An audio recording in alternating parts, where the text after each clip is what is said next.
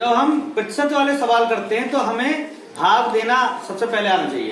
तो 10 है, 100 है, 1000 है, 10,000 है, 1,00,000 वाली संख्या आएंगी तो उसको आसानी से किस तरीके से हम भाग देंगे। तो देखो सबसे पहले 3 को 10 से भाग देना है। तो जब मैंने बताया था जिस संख्या में या जिस अंक में दशमलव ना हो तो हम दशमलव कहाँ मानेंगे, सबसे पीछे अंक में मानेंगे। ठीक, अब 10 में कितने शून्य, एक। तो इस शून्य दशमलव को एक अंक आगे ले जाएंगे। एक अंक आगे क्यों ले गए, क्योंकि यहाँ 10 में कितने शून्य, एक। तो हमारा आंसर आ गया 0.3। समझ में आया? इसके बाद इसी तरीके दूसरा क्वेश्चन है। देखो 5 में दशमलव है नहीं है ना, तो हम दशमलव कहाँ मानेंगे, सबसे आखिरी। अब इसको किससे भाग देना है, 100 से। 100 से देना है। 100 में कितने जीरो है, 2। तो हम इस दशमलव को कितने अंक आगे लेके जाएंगे, 2। लेकिन यहाँ तो हम कितना है, 1। तो हमने क्या किया कि इसके आगे एक शून्य बढ़ा लिया। शून्य या जीरो एक ही बात है। अब यहाँ 2 अंक हो गए। अब 100 में कितने जीरो, 2। तो हम इसको कितने आगे ले जाएंगे, 2 अंक के आगे। तो ये हो गया 0.05। समझ में आया? देखो ऐसे ही ये 5 फिर लिखा हमने।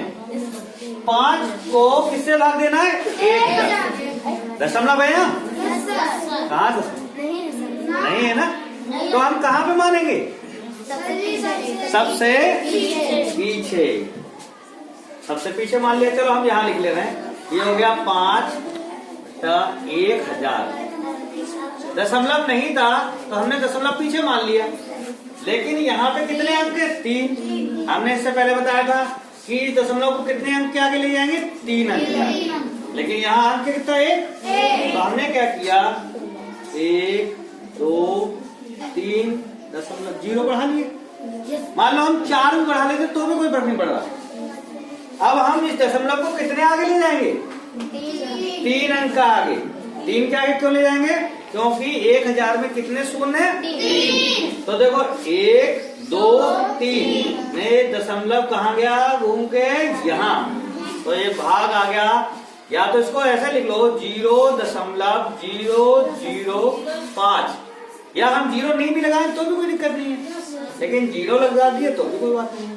तो इसके आगे ये क्या बताता है, ये पूर्णांश होता है। ये दशमलव के बाद का अपूर्णांश होता है। मतलब किसी भी संख्या का पूर्ण अंक आगे होता है और पूर्ण जो नहीं होता है वो दशमलव के रूप में पीछे आ जाता है। ये तो है।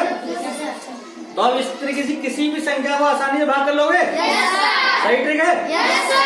तो अगली संख्या हमने ली है वो क्या है, 2.15 को 1000 से भाग देना है। तो यहाँ दशमलव पहले से लगा है। तो क्या करेंगे हम, सबसे पहले हमने क्या बताया था, जैसे 2.115 में लिखा, नीचे लिखा 1000। ठीक, अब किसी संख्या के पूर्णांक के आगे हम कितने भी शून्य लगा लें कोई फर्क पड़ेगा नहीं पड़ेगा ना।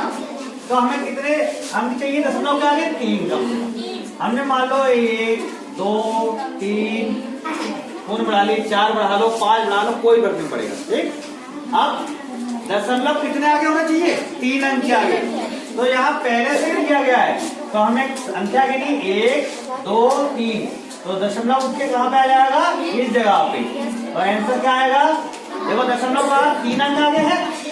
अब आंसर आया 0.002 1 5।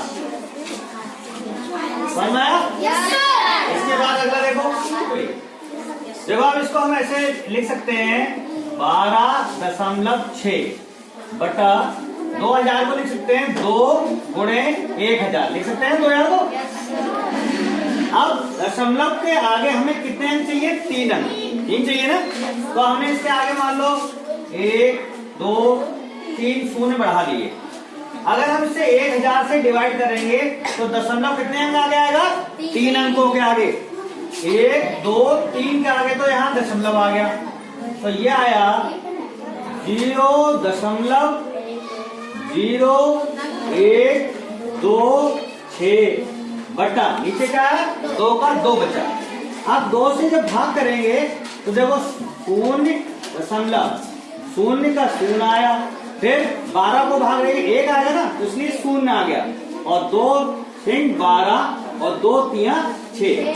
तो इस तरीके से कोई भी ऐसी संख्या हो जिसमें 1000, 2000, 5000, 10,000 आए, आसानी से भाग कर लोगे। Yes, sir.